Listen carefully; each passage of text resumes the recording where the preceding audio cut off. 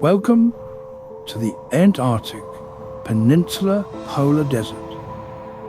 Here, even in summer, temperatures barely climb above -2 degrees Celsius, while in winter, the land freezes to a staggering -20, with only 200 millimeters of precipitation each year. This is a true desert, though made not of sand, but of endless snow and towering glaciers. Across the peninsula, storms batter the coasts, while the inland remains locked in stillness and ice. Yet for a brief moment each year, between December and February, life stirs. On small patches of rocky ground, freed from the ice, tiny worlds emerge. Mosses, lichens, and microscopic microbes cling to survival. No trees or shrubs can grow here. Only two small flowering plants dare to endure: the Antarctic hairgrass and the Antarctic pearlwort. Here, penguins shuffle across the ice, skuas circle above in search of eggs and chicks, and seals haul themselves onto the shore to rest from the sea. In these fleeting weeks of summer, the polar desert comes alive with activity before winter returns and silence once more rules the frozen land. In the Antarctic Peninsula Polar Desert, life is fragile but surprisingly connected. At the base of this frozen web are the producers.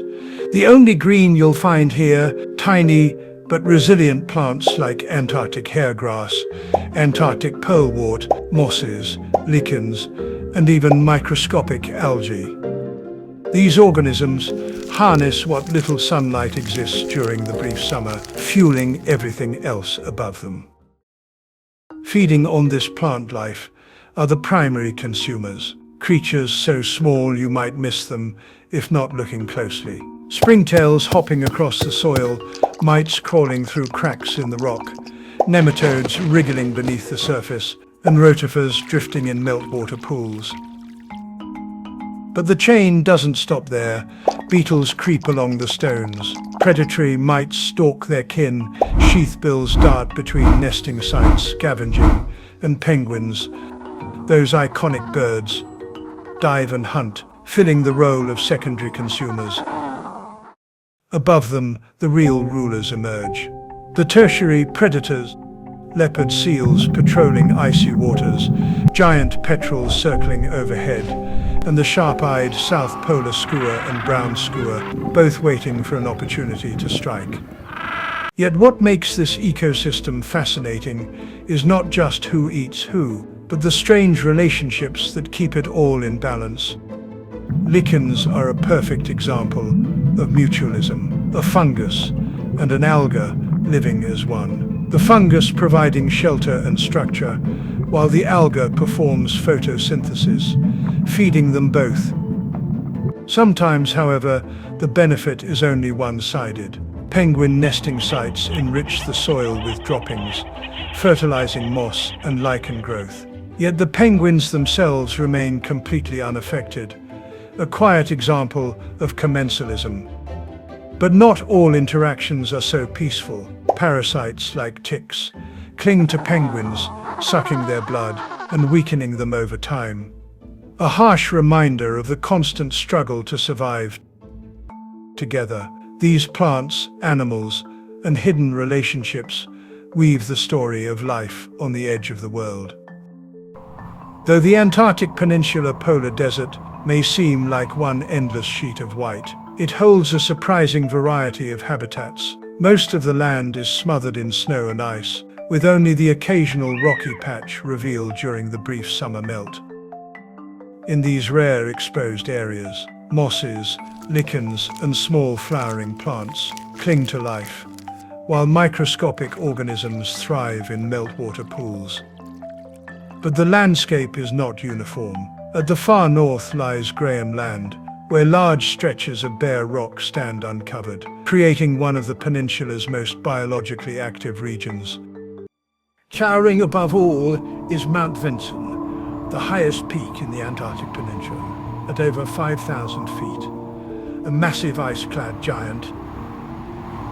And to the west, Marguerite Bay opens into the sea, a place where glaciers meet the ocean, marine life flourishes, and international research stations cluster along the coast, studying everything from penguin colonies to shifting ice sheets. Each of these habitats, from windswept rock outcrops to towering mountains to icy bays, provides a unique stage for life to carve out its existence in a desert of snow. Even in a place where humans cannot settle, the Antarctic Peninsula Polar Desert provides services that reach far beyond its frozen shores. First, it acts as a massive regulator of the Earth's climate. The ice sheets and glaciers here reflect sunlight, keeping the planet cooler, while also storing enormous amounts of fresh water. As these glaciers melt, they influence global sea levels, directly affecting coastal communities in countries like Argentina and Chile, and even cities across the world. Second, this polar desert is a cradle for scientific discovery. Its unique organisms, from algae and mosses to resilient microbes, offer insights into how life can endure extreme conditions. Many of these species may hold keys for new medicines, biotechnology, or climate research. These discoveries are invaluable to human health and future innovation. And so, in this land of endless ice and fleeting summers, life endures against impossible odds. Tiny producers like mosses, lichens, and algae fuel entire food webs. Springtails, penguins, and leopard seals carry on an ancient cycle of survival.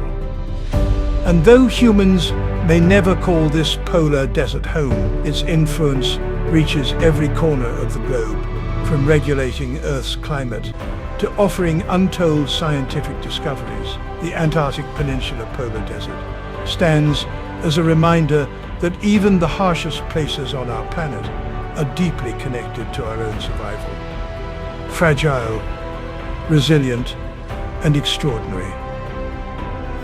Please, please, I deserve this A.